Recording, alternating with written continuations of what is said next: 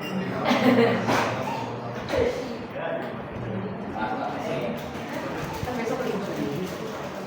warahmatullahi wabarakatuh. Waalaikumsalam warahmatullahi wabarakatuh. Kami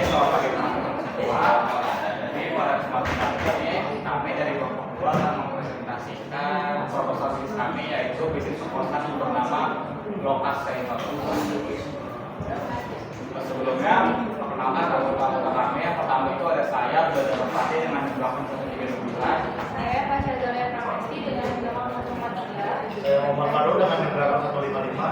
Saya Satria Mandor Ramadan dengan 528. Saya Reni Taudia dengan 515.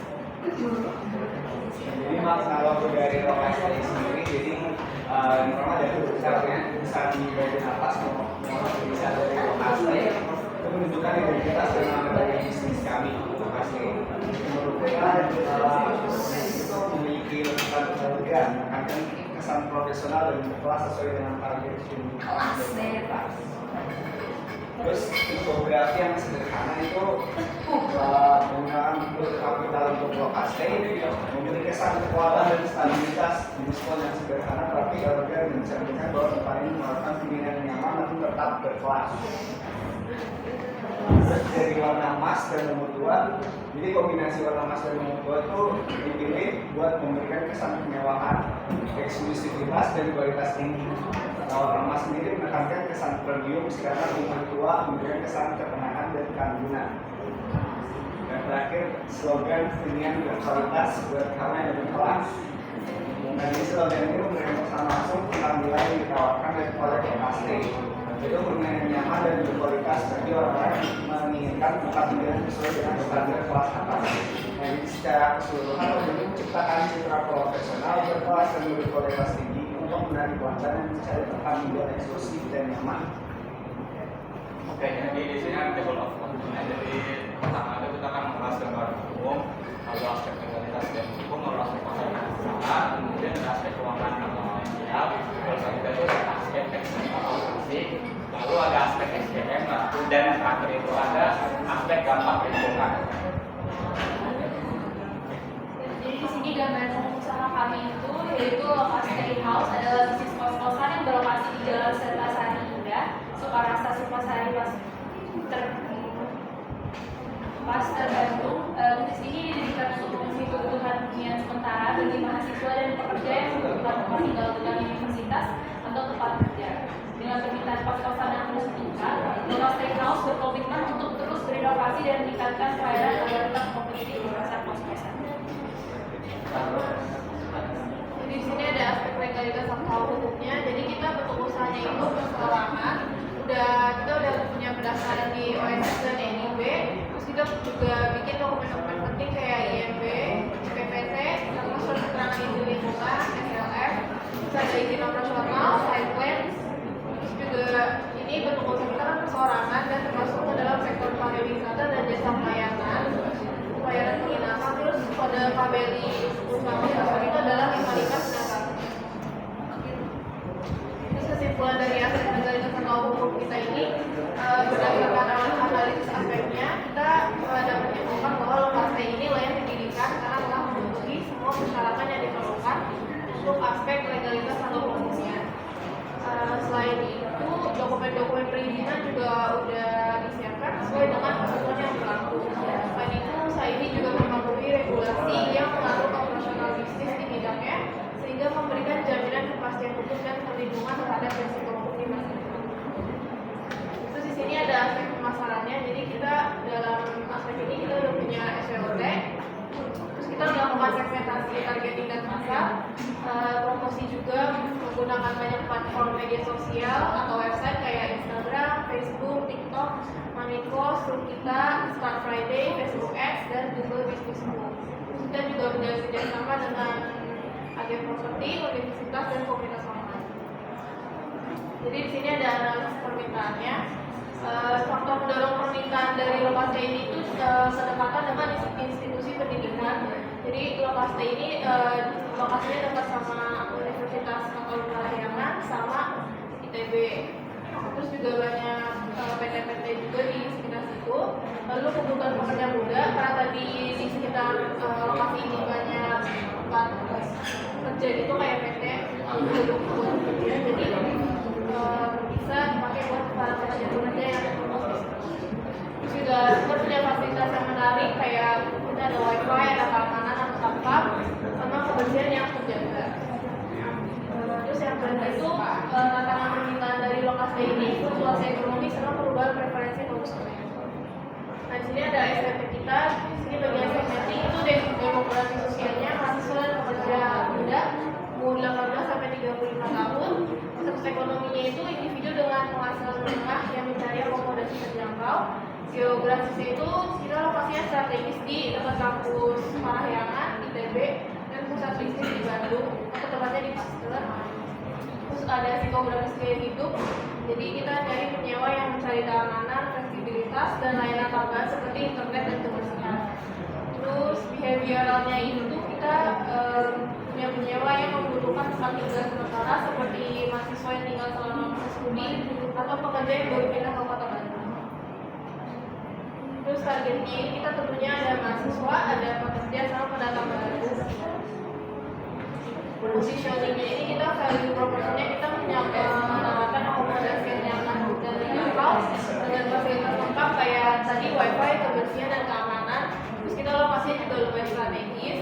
Terus diferensiasinya itu kita menonjolkan keunggulan dalam hal lokasi dekat dengan kampus dan pusat bisnis serta layanan pelanggan yang responsif. Lalu ada brand image-nya, kita tentunya harus membangun brand image yang bagus biar para pelanggan kita ini atau target pasar kita ini bisa menyewa di lokasi yang bagus. Nah kita ada SLT juga, ini strength-nya ini kita lokasinya tentunya jadi pemasarannya lebih mudah, lingkungan yang mendukung, kondisi kos yang nyaman dan bersih, keuntungan yang besar dan risiko rugi yang kecil. Terus weakness itu ada tentunya yang kita untuk kos-kosan masih ada yang telat bayar, ada yang persaingan dengan kos-kosannya juga tinggi dengan para pesaing. Terus fluktuasi penghuni, tingkat kerusakan properti. Terus buat keuangan atau oportunitas kita daya beli sewanya tinggi, pertumbuhan pasar yang besar dan fasilitas tambahan kayak tadi keamanan, kebersihan, internet. Terus limitnya itu kita berkurangnya permintaan pasar, perubahan preferensi konsumen, dan kayak perubahannya itu kayak alternatif tempat tinggal lain kayak apartemen atau co-living space. Nah sini ada important five forces. Jadi yang pertama itu ada ancaman pendatang baru. Jadi bisnis kos-kosan ini tantangannya yang relatif rendah, tapi ada potensi keuntungan yang besar. Jadi banyak orang yang bisa mulai bisnis dengan modal awal yang rendah. Terus kekuatan pemasok untuk fasilitas dan material. Jadi dalam kos-kosan ini penyedia bahan bangunan, perabotan, layanan kebersihan adalah pemasok utama dari kita. Karena banyaknya biaya promosi di pasar, kekuatan utama mereka bisa bagus. Terus kekuatan pembeli untuk pilihan konsumen. Jadi penyewa ini banyak yang pilih tempat tinggal alternatif kayak apartemen tadi atau tempat tinggal bersama, co-living space. Nah ini memberi penyewa fleksibilitas yang tinggi. Terus ancaman penggantinya itu ya tadi sama juga kayak di atas ini, apartemen, kontrakan, sama co-living space. Terus persaingan dalam industri ini lumayan ketat, apalagi kalau lokasinya sekitar di universitas atau pusat bisnis. Nah jadi dengan banyaknya pemain di pasar kos-kosan ini, kompetisi itu jadi semakin tinggi. Jadi kesimpulan dari aspek pasar dan pemasaran itu, lokasi ini layak didirikan karena sudah memenuhi semua aspek pasar dan pemasaran. Analisis pemerintah menunjukkan peluang besar, STP juga memastikan target pasar dan strategi pemasaran sudah tepat. Sementara untuk SWOT-nya dan quarter five forces mengindikasikan bisnis ini siap bersaing dengan keunggulan kompetitif yang kuat. Jadi dengan dasar ini, usaha lokasi ini memiliki potensi yang besar untuk berkembang dan bersaing. Oke, untuk selanjutnya kita masuk ke aspek teknis atau operasi. Jadi yang pertama itu ada pemilihan lokasi yang strategis. Beda sedikit tadi, kalau lokasinya itu dekat dengan dua universitas itu Parahyangan dan ITB. Lalu ini juga tuh dekat dengan pusat kegiatan juga. Lalu yang selanjutnya itu lokasi itu juga menyediakan penyediaan layanan tambahan. Jadi kita tuh menyediakan layanan kebersihan. Jadi kalau misalkan yang malas gitu bersihin kamar, itu kita menyediakan juga. buat pembantunya. Lalu kemudian itu ada pengecekan dan pengelolaan kelayakan fasilitas. Tentunya karena kita ini kan kebanyakan barang-barang yang ini itu jangka panjang, jadi kita harus melakukan pengecekan rutin untuk memastikan kalau fasilitas tersebut itu memenuhi standar kenyamanan bagi pelanggan. Lalu kemudian itu ada fasilitas yang menyesuaikan pelanggan. Jadi fasilitas kita ini lengkap, ada kasur, lemari baju, meja kendaraan belajar, wifi dan AC atau pendingin ruangan. Lalu yang terakhir itu ada penggunaan teknologi. Jadi kita itu menggunakan teknologi dalam kebersihan, lalu keamanan dan juga untuk audit ruangan itu juga menggunakan teknologi. Selanjutnya itu ada kesimpulan. Jadi usaha kos-kosan itu layak didirikan karena sudah memenuhi aspek teknis dan operasional.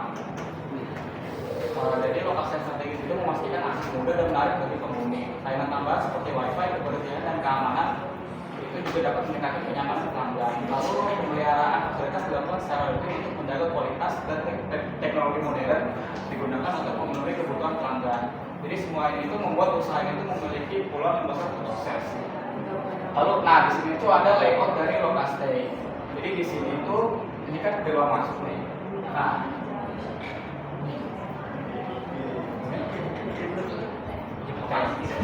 Nah di sini tuh fungsinya itu dia ruang terbuka. Jadi kalau misalkan kayak hotel gitu, ya.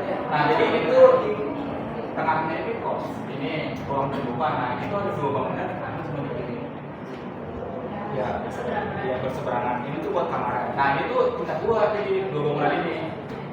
Nah jadi total itu ada 32. Jadi masuknya dalam baru di sini terus nanti kalau mau parkir bisa. Terus ada di sini juga ada taman jadi menjaga gitu supaya lingkungan bangunan itu tetap asri. Kalau ada ini juga jangan lupa penting di pos satpam sama kamar. Iya. Ini bisa nih. Terus yang warna ungu ini tangga menuju ke atas mana ya ini? Iya. Supaya nggak capek bu. Misalkan dia habis parkir dia harus ke depan gitu, memudahkan akses ya, memudahkan aksesnya. Oke, jadi kurang lebih tampilannya kayak gini, ada kasur, ada lemari buku, ada lemari baju, ada meja, terus ada pendingin ruangan. Jadi fasilitasnya itu begini, pos kamarnya ini 4x4, terus ada kasur, ada lemari bajunya, meja belajar, terus ada AC-nya, terus ini juga kamar mandi di dalam. Iya. Lalu ada wifi-nya juga. Nah, untuk harga sewanya itu jadi per bulan itu 2,5 juta. Emang agak atas cuman ini kan setimpal ya sama fasilitas pelayanannya. Terus untuk per tahunnya itu 24 juta. Jadi kalau nyewanya per tahun itu hemat lah 500.000 setiap bulannya. Oke, selanjutnya adalah struktur organisasi. Di sini kami eksekutif officernya adalah Mas Yasarya. Selanjutnya adalah Anita Aulia sebagai marketing manager, ada Satria Mahamir sebagai financial manager, ada Abdul Jihad Al-Fatih sebagai operational manager, dan ada Muhammad Karus sebagai human research management. Nah, di bawah ini kami memiliki dua karyawan. Yang pertama adalah Ujang sebagai penjaga pos kami atau satpam, dan yang kedua adalah Sari sebagai penjaga pos atau yang lebih membantu setiap kegiatan yang ada di pos, kebersihan, kenyamanan segala macam. Nah, dari aspek SDM ini dalam menjalankan usaha operasi house, perjalanan SDM yang matang sangat penting, termasuk menentukan jumlah dan jenis tenaga kerja yang dibutuhkan seperti pengelola pos, petugas kebersihan, dan petugas keamanan. Setiap posisi harus memiliki tugas yang jelas sesuai dengan skala bisnis. Proses rekrutmen seleksi harus selektif untuk menemukan kandidat yang memiliki kualifikasi teknis dan sikap kerja yang baik. Pelatihan diberikan untuk meningkatkan keterampilan karyawan dan tenaga kerja pelayanan dilakukan secara berkala untuk memastikan kualitas pelayanan. Pemilik juga memberikan umpan balik, bonus, insentif, serta kesekitaan seperti asuransi dan cuti untuk menjaga motivasi dan kesehatan karyawan. Dari kesimpulan aspek SDM, kami dapat disimpulkan bahwa bisnis ini layak dijalankan dari aspek SDM karena perencanaan tenaga kerjanya sudah matang. Rekrutmen dilakukan secara selektif, tugas karyawan dibagi dengan jelas, pelatihan diberikan untuk meningkatkan keterampilan dan kinerja dievaluasi secara rutin. Dukungan seperti bonus, asuransi, dan cuti juga menjaga motivasi dan produktivitas karyawan. Dengan pengelolaan manajemen yang baik, bisnis ini siap memberikan layanan berkualitas dan berkembang. Selanjutnya adalah aspek AMDAL, analisis dampak lingkungan. Jadi aspek AMDAL yang pertama yang kita kaji adalah aspek fisik dan kimia. Jadi pembangunan itu akan memperhatikan dampak terhadap kualitas dan struktur tanah, memastikan tidak ada pencemaran pada sumber air sekitar, serta mengendalikan polusi udara akibat debu dan emisi alat berat selama proses pembangunan. Mitigasi yang kami lakukan adalah yang pertama melakukan stabilisasi tanah sebelum pembangunan, yang kedua adalah membangun sistem drainase dan sedimentasi, dan yang ketiga adalah melakukan penyemprotan air secara berkala di area pembangunan untuk mengurangi dampak dari polusi udara atau debu. Selanjutnya adalah aspek geologi. Jadi kami sebagai pemilik akan menilai dampak pembangunan terhadap ekosistem sekitar, terutama area hijau dan habitat satwa, serta berupaya mengurangi resiko hilangnya spesies tertentu akibat konversi lahan. Mitigasi yang kami lakukan adalah yang pertama menanam pohon atau vegetasi pengganti, yang kedua adalah menyediakan jalur hijau untuk tetap menjaga ekosistem di lingkungan sekitar. Yang ketiga adalah aspek sosial dan ekonomi. Kami itu mengidentifikasi dampak pembangunan lokasi host terhadap kesejahteraan masyarakat sekitar, termasuk peluang kerja baru, potensi konflik sosial, perubahan struktur sosial akibat peningkatan jumlah pendatang, serta potensi peningkatan ekonomi lokal dari penggunaan jasa dan fasilitas oleh penghuni kos. Mitigasi yang kami lakukan adalah sosialisasikan kepada masyarakat sekitar terkait pembangunan lokasi kos ini. Yang kedua adalah membangun kerjasama dalam usaha lokal, misal kayak laundry untuk para penghuni kos kami yang mungkin memiliki cucian pakaian. Dan yang ketiga adalah memberikan prioritas pada warga lokal untuk mengisi peluang kerja. Kami juga akan mencari karyawan-karyawan itu dari pekerja yang berada di lingkungan lokasi kos. Selanjutnya adalah aspek kesehatan masyarakat.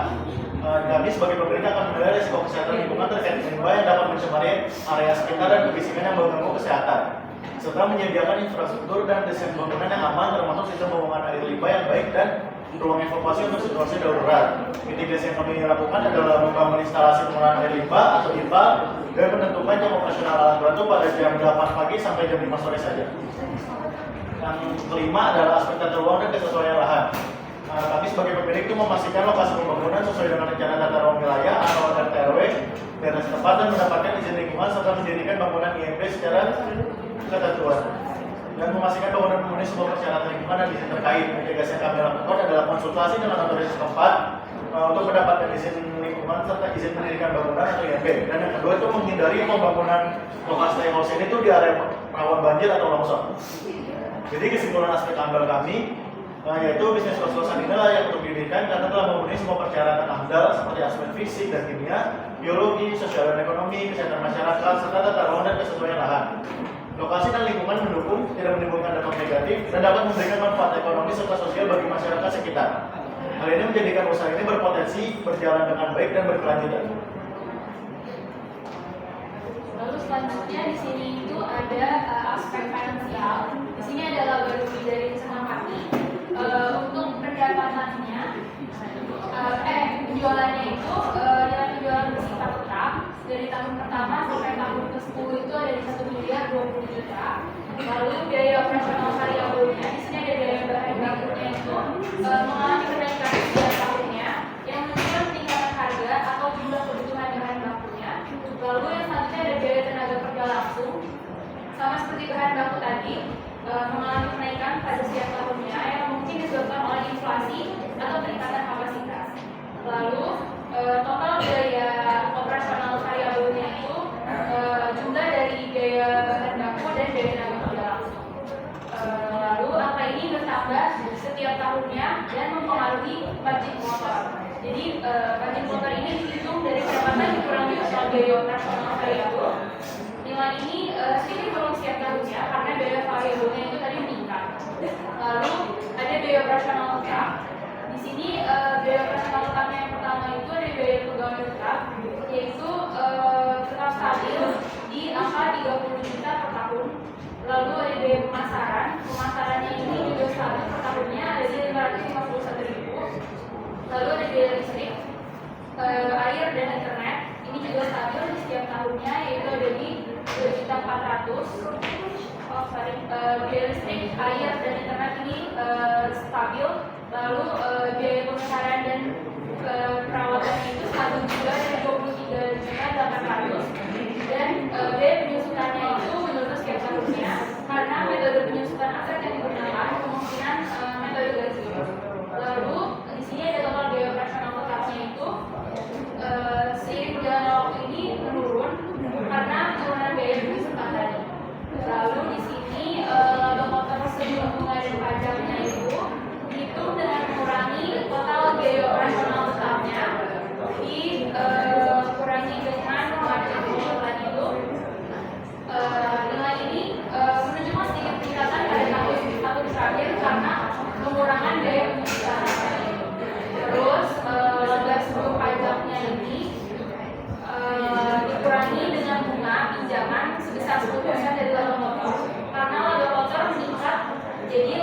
pajak juga meningkat.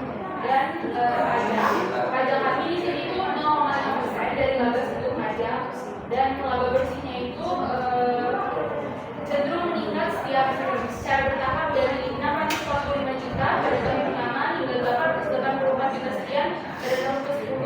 Ini mencerminkan peningkatan efisiensi biaya tetap atau terutama pada biaya penjualannya.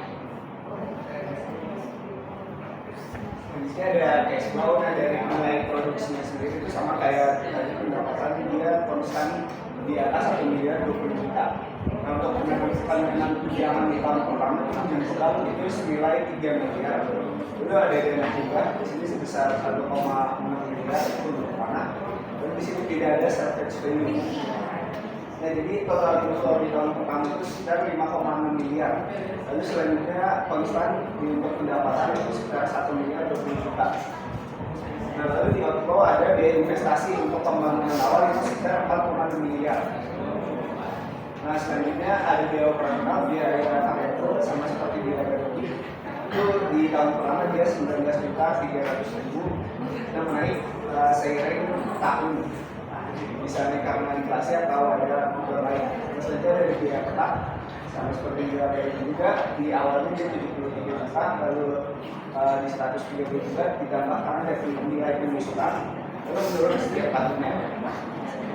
Nah, untuk pembayaran bunga dari pasar pinjaman itu sendiri per tahun itu ada di 724 juta.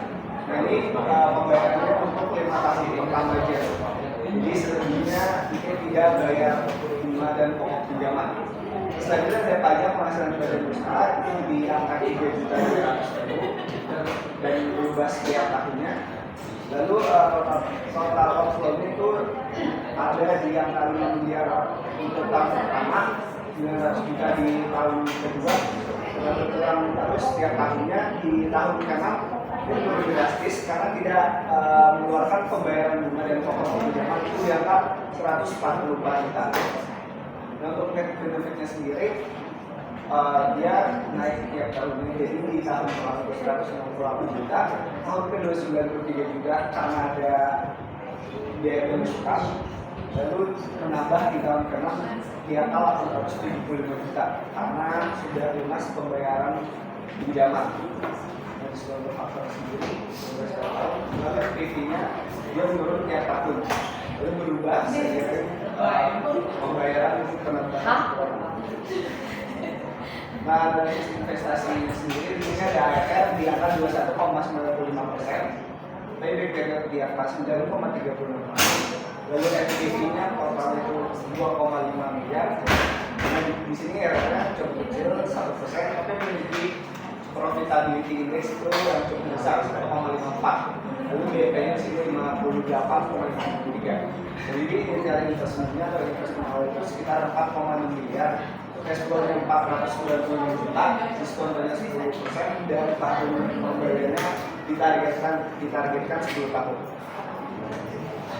Jadi kesimpulan analisis investasi ini dapat disimpulkan bahwa IRR sebesar 20%, namun ARR sebesar 21,95% dan profitabilitas menjadi 1,52. Ini menunjukkan angka yang positif sehingga menjadikan analisis investasi ini dapat dikatakan layak. Kesimpulan dari bisnis kami, bisnis kos-kosan ini dinilai layak didirikan karena telah memenuhi berbagai aspek penting dari sisi SDM, tersedia tenaga kerja yang kompeten untuk mengelola operasional, secara legalitas dan hukum, semua izin yang diperlukan telah dipenuhi, sehingga berhadapan dengan berjalan sesuai aturan. Lalu dari aspek pasar dan pemasaran, terdapat permintaan tinggi dari target penyewa seperti mahasiswa dan pekerja dengan strategi promosi yang tepat. Selain itu, aspek andal juga dipenuhi, memastikan usaha ramah lingkungan dari sisi teknis dan operasional, juga fasilitas dan hukum telah dirancang dengan baik. Secara finansial, proyeksi usaha menunjukkan potensi keuntungan yang menguntungkan dan besar. Oke, mungkin sekian presentasi bisnis dari kelompok kami. Ini sudah makan jauh. Sekiranya ada yang ingin bertanya, silakan. Saya juga mau kalau tinggal di sini.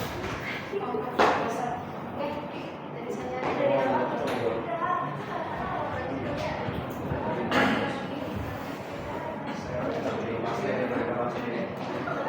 Saya mau di lokasi daripada kosan sendiri. Kosan rumah.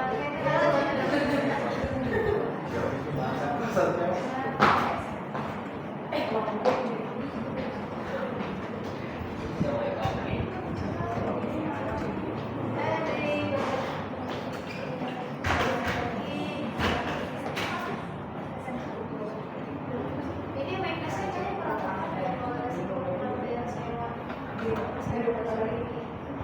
Itu kan soalnya kalau persaingan itu kan eksternal ya.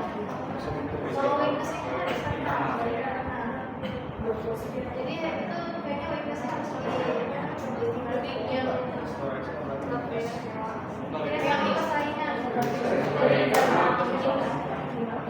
Itu harusnya dari internal maintenance itu dari eksternal.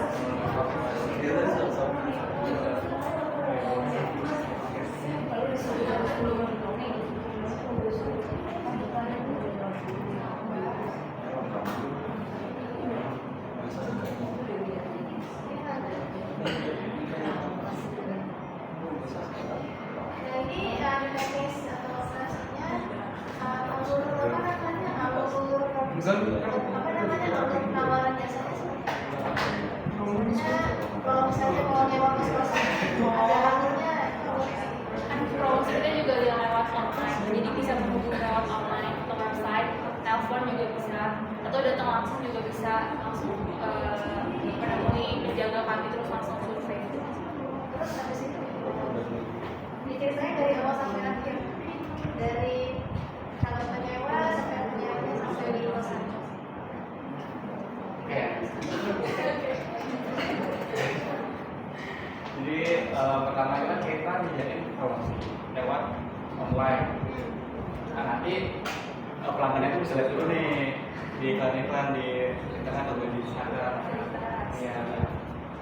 Terus juga bisa lihat nih fasilitasnya apa aja sih kira-kira di kawasan kos-kosan ini. Nah terus kalau pelanggannya berminat bisa langsung aja kayak langsung kontak di sosial media kami atau nomor yang udah tertera. Terus nanti pelanggannya bisa datang langsung buat survei. Sebenarnya ini bener nggak sih fasilitasnya kayak gini?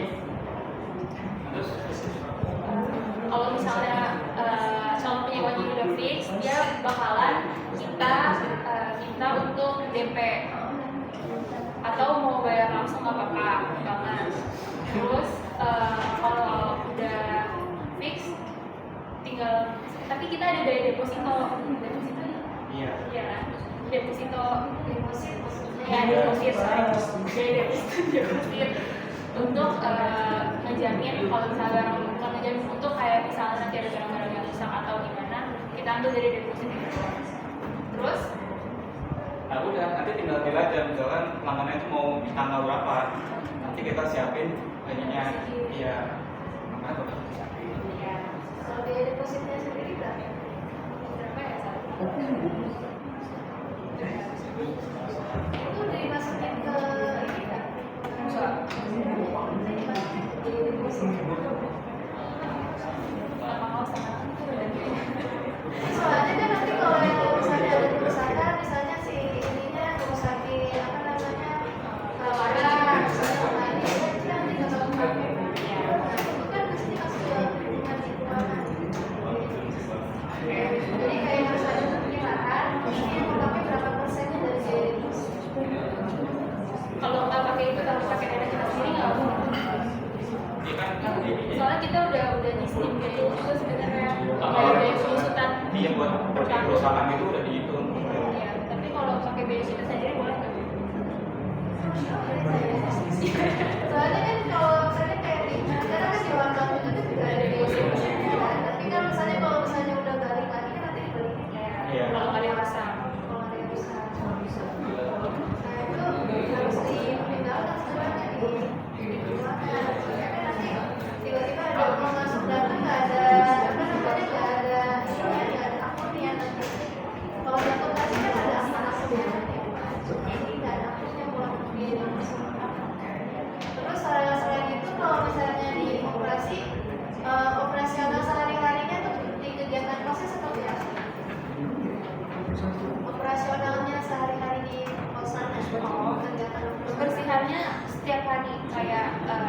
halamannya. Terus kalau misalnya mau minta tambahan sedikit kamarnya juga bisa. Terus kita juga ada dapur bersamanya dan itu ada galon dan gas dan itu kita yang sediakan. Itu untuk apa namanya cleaning service-nya itu karyawan bekas luar atau yang karyawan Dari kita. Dari kita sendiri ya. Jadi ada dua karyawan, ada penjaga dan yang bersih-bersih. jadi apa namanya pekerjaan sendiri itu ya.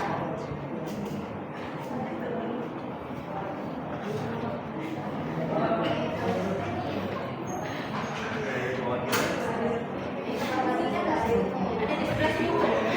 Jangan masuk ke foto. Ya, 350. Padahal kalau kamar mandi itu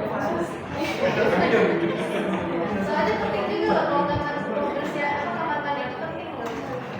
Gambar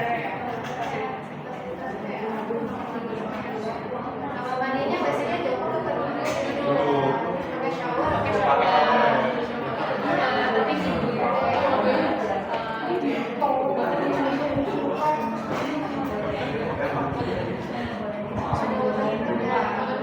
supaya segar kan.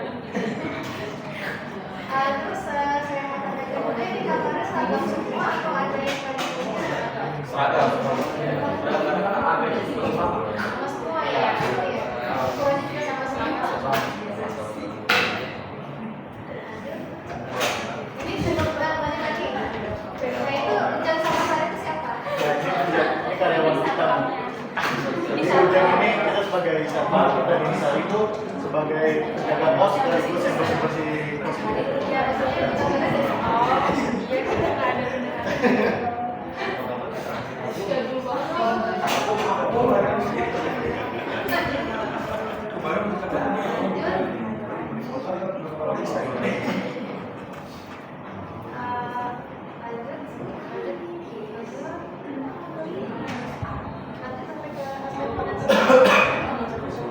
Nah ini apa namanya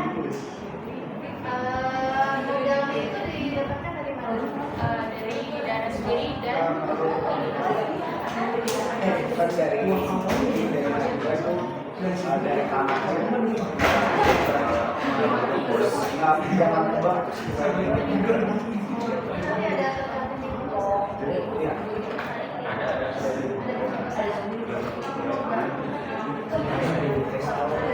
Kebanyakan juga.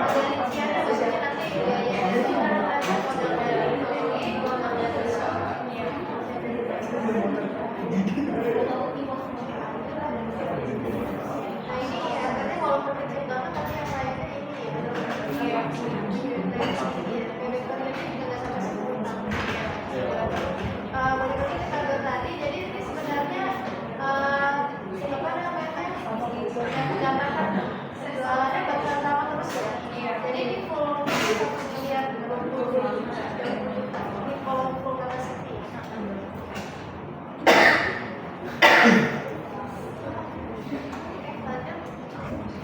Jadi itu memang IRR-nya mungkin sangat kecil karena ini diproyeksikan dan penjualannya sangat naik. Flat.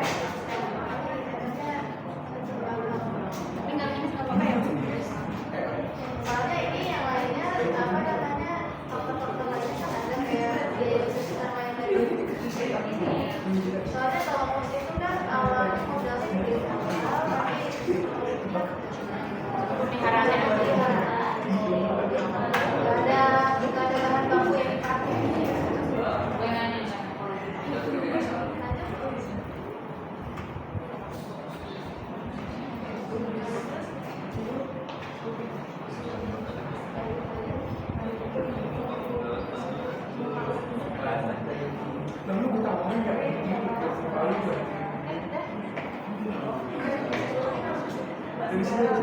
Baiklah, sekian presentasi dari kami. Kurang lebihnya mohon maaf. Wassalamualaikum warahmatullahi wabarakatuh.